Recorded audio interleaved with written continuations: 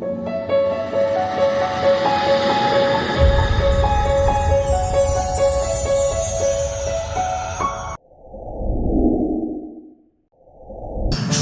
everyone, Monisha here. In this video, I will be completing part 4 of light reflection and refraction. So here I will be covering refraction of light and refraction through glass slab and refractive index. So these are the 3 topics I will be covering briefly and the detailed explanation of it. Okay, so let us start the session. In the initial stages about the light experiments which are done by numerous scientists, they believed that light always travels in a straight line. So the first experiment shows that light always travels in a straight line. So place a candle on one side and place 3 metal sheets, maybe it can be made up of steel, aluminium or any other metal, and making a small pinhole in between that. Let us name it as A, B and C. So when a person sees from either side of the metal sheets directly to the candle, from that pinhole, the person can see the light of the candle perfectly. So this shows that the light travels in a straight line. So in another experiment, a straight pipe has been taken. On either side, a candle has been placed, and in one side a person sees the light of the candle. So the person can clearly see, it is clearly visible, the light of the candle from the other side. So when the pipe is bent or blocked, the person is not able to see the light of the candle. So this experiment also proved that light always travels in a straight line. At that stage, scientists always thought that light always travels in straight line itself. It will not bend or it didn't have any discrete dual nature property. Okay. Scientists did many other experiments to see the different properties of light and how light actually behaves when it travels from one transparent medium to another. For example, the first one you can see here. When a person sees a fish from river bank, the actual depth in which the fish may have located can't be seen. We see only the apparent depth of the fish, and this is due to bending of light. The actual depth of the fish is here. The actual fish is located here, but we see the image of the fish here. And we might think the actual depth of the fish is here. And this difference is due to bending of the ray of light. The second example is, when we place a glass slab on letters, the letters appears to be raised. This is also due to the bending property of light. So if we place a glass slab on a book, we can see the words or the letters to be raised. Okay, so when we see from here, so this also because of the bending of the ray of light. Example 3 shows, when a pencil is placed inside water filled glass, the pencil appears to be bent at a point where there is a line between air and water. Okay, so the third experiment is, when a pencil is placed inside a water filled glass. Okay, so when it reaches the point, it is the boundary line between air and water. So when the pencil reaches this point, at this exact point, the pencil appears to be bent. And this bending is due to the bending of the ray of light. This is called as refraction of light. Okay, and going to the fourth experiment. So finally, the fourth example shows that a lemon seems to be enlarged when it is kept inside a glass filled with water. So these examples proves that light not only travels in a straight line, it also bends. This bending of a ray of light is said to be refraction of light. I hope you understood this. This experiment shows the refraction of light when a pencil is partially immersed in water in a glass tumbler. Okay, let us do the experiment. We have here water, 2 glasses and 2 similar pencils. We place 2 glasses side by side. Place the pencils inside the glasses and note that the pencil will be straight inside the glasses. Now pour water in one of the glass.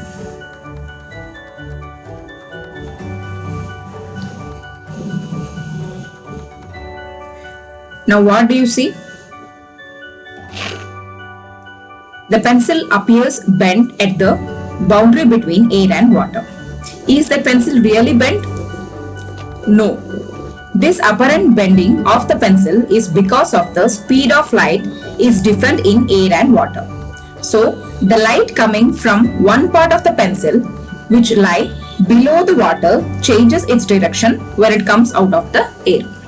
This phenomena of bending of a light at the interface of two media is commonly known as a refraction of light. The extent of the change in the direction that takes place in the given pair of media is dependent on the refractive index of the two media. I hope you understood this pencil experiment which shows the refraction of light. So, when light travels from one medium to another, it changes speed and bends. So, this bending of a light is called refraction. Refraction occurs when light enters a translucent or a transparent medium. So, what is a translucent medium? A medium which allows only a part of light to pass through it is called as a translucent medium, and transparent medium is one which allows all the light to pass through it. Refraction occurs as light passes across the boundary between two different mediums. Either it can be air, water, air or glass, water or glass, etc. For example, when light travels from air into glass, it bends because it slows down as it enters the glass from air. So this is called as refraction of light. So what is the definition for refraction of light? The definition is the bending of light as it travels from one medium to another. If light travels from one transparent medium to another at any angle other than straight angle, which will be normal to the surface, the light ray changes direction when it meets the boundary. So this bending of ray of light when the light travels from one medium to another medium is called as refraction of light. Hope you understood this. This is an experiment on refraction through glass slab. For this experiment, we require a glass slab, scale, eraser, pencil, protractor and few pins. These pins have to penetrate inside the wooden board.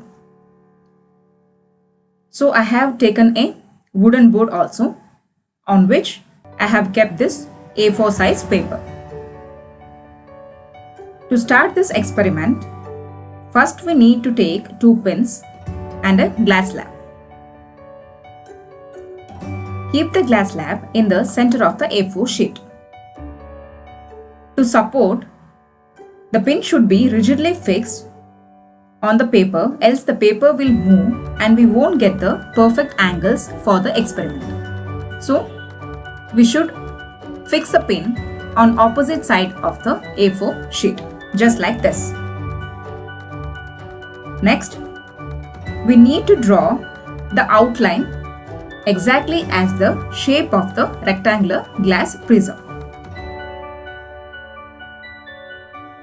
So we have to draw the outline like this of a rectangular glass slab.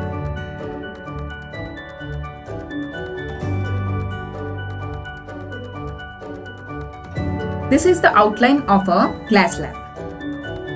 Now keep a protractor exactly at the center of the breadth line of rectangular outline.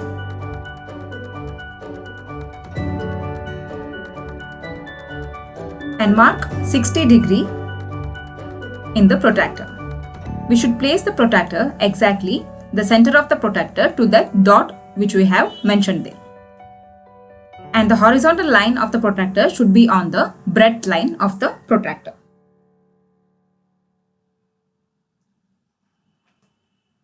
Now this is 90 degree and this 90 degree point is the normal. From this point, mark 30 degree by 10 degree difference. See, this is not 60 degree. If 90 degree is taken as normal, then by that 10 degree apart, 3 times can make 30 degree angle, which will be our incident angle.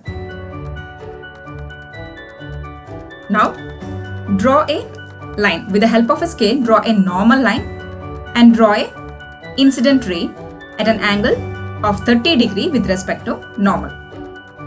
Now extend this line with discrete lines.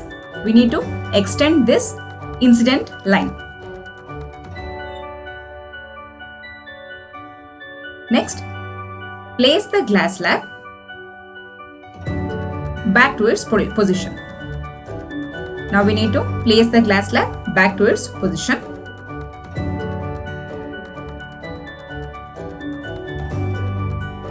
Now take 2 pins to show the incident ray. We need to take 2 pins to exactly show the way in which the incident ray is coming.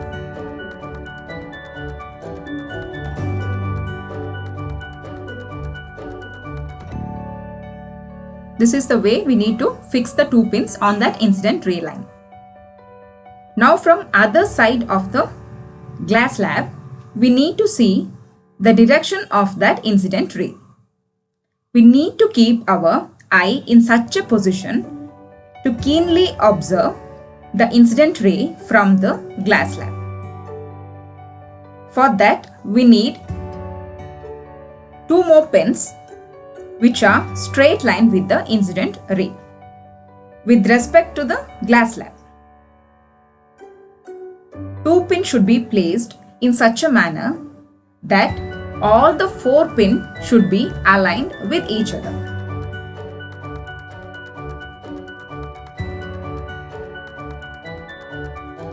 So see here, we need to place the pins in such a manner that the other 2 pins should be in alignment or in sync with these 2 newer pins,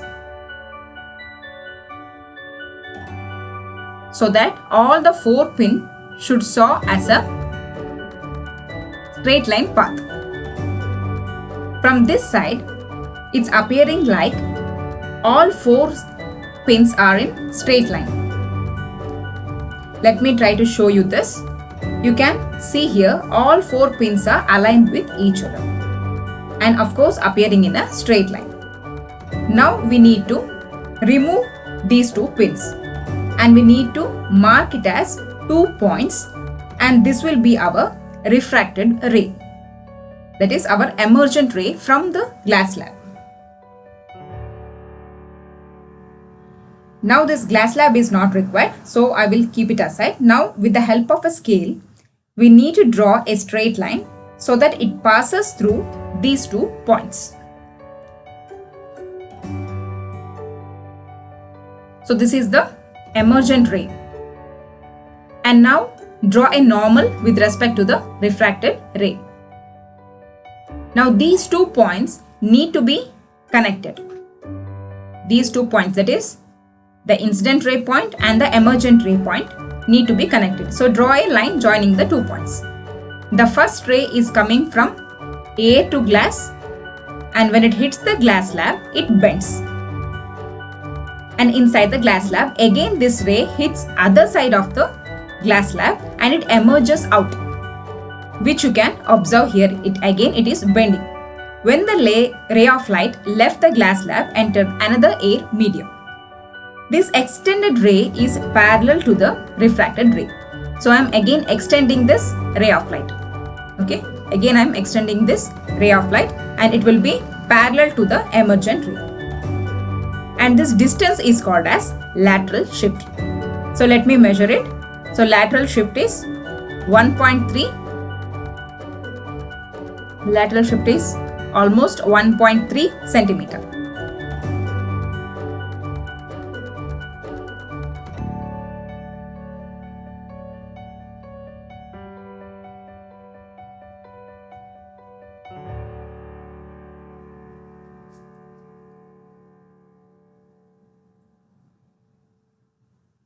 Now I can also measure the angle of incidence.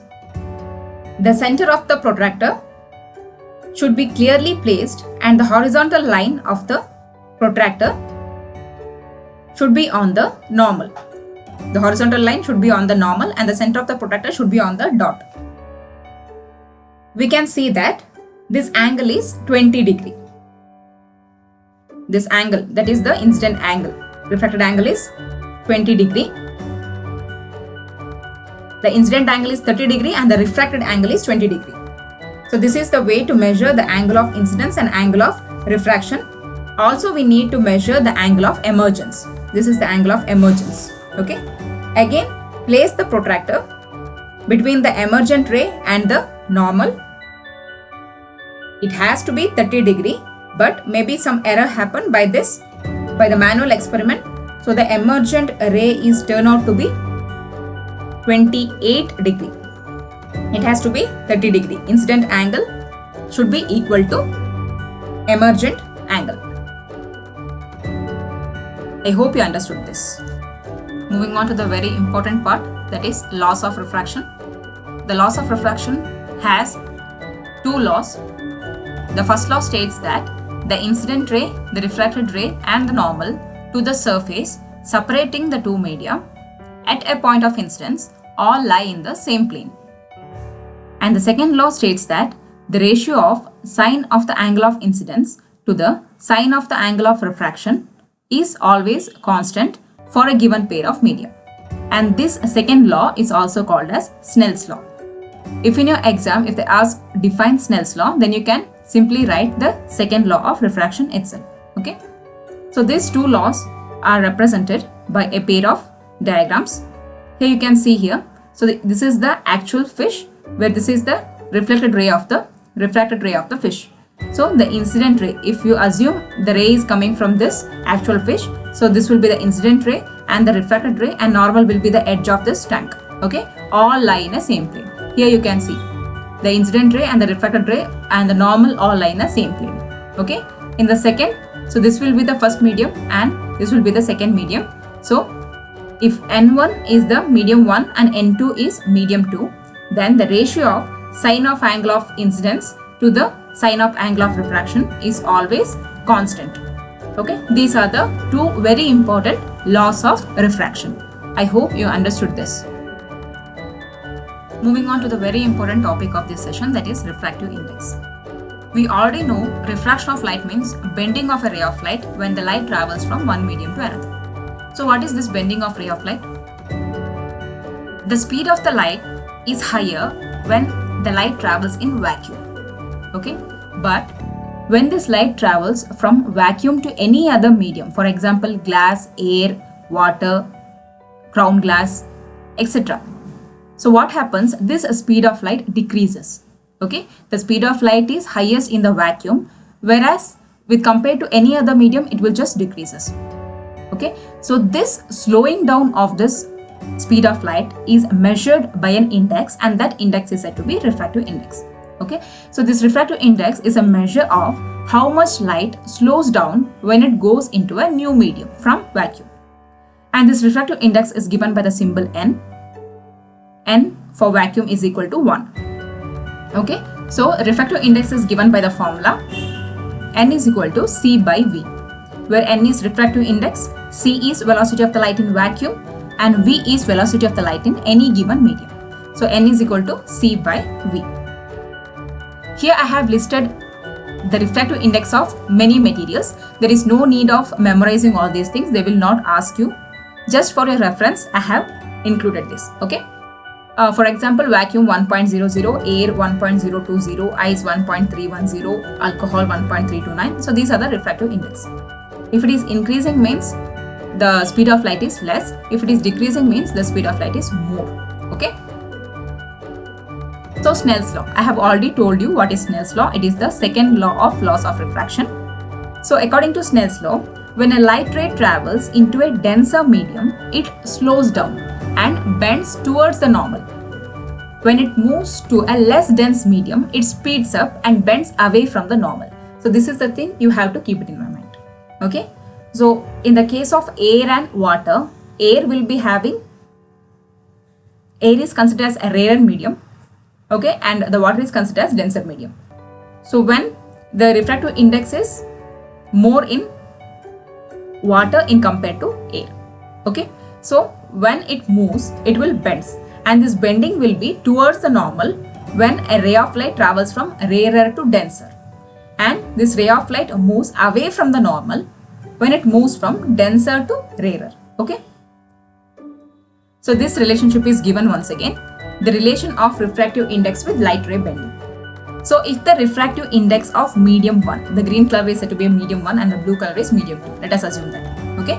The refractive index of medium 1, if it is less than refractive index of medium 2, then the speed of light decreases and the light ray bends towards the normal. The second relationship is when the refractive index of medium 1 is greater than refractive index of medium 2, then the speed of light increases and the light ray bends away from the normal. The normal line is the dotted line. Okay, so this is the thing which you need to memorize. This is the formula for refractive index and the speed of light. Refractive index of medium 2 with respect to medium 1 is given by N21, which is the ratio of speed of light in medium 1 to speed of light in medium 2. And the opposite is also true, that is N12 is also true, that is speed of light in medium 2 with respect to speed of light in medium 1. Another important topic is absolute refractive index. So what do you mean by absolute refractive index? Absolute refractive index of a medium is defined as the ratio of velocity of light in a vacuum to velocity of a light in any other medium. If C is the velocity of light in vacuum and V is the velocity of light in any other medium, then the formula is N is equal to C by V. So we measure the absolute refractive ability of a substance by how much light slows down when compared to the speed of light in vacuum. That is, whenever light travels from vacuum, vacuum means there is nothing, space. It is an exact empty space, vacuum. Okay, so when a speed of light travel in vacuum, the speed of light will be higher. So when the speed of light travels from vacuum to any other medium like air or water, it slows down, and that measurement is said to be absolute refractive index only when the speed of light travels from vacuum to any other medium. Okay, this is said to be absolute refractive index given by N is equal to C by V. And this is the difference between relative refractive index and absolute refractive index. So relative refractive index means it is the ratio of absolute refractive index of one material compared to another material. Okay, whereas absolute refractive index means it is the ratio of velocity of light in vacuum to any other medium. So this is the main difference between. I hope you understood this. This is the last topic of this session. Still two more parts is there, part 5 and part 6. I hope you understood this session. So light reflection is a very important chapter. Please concentrate on this. Thanks for watching my video. If you have any queries, please comment me on the comment section below. Thank you. Thanks a lot.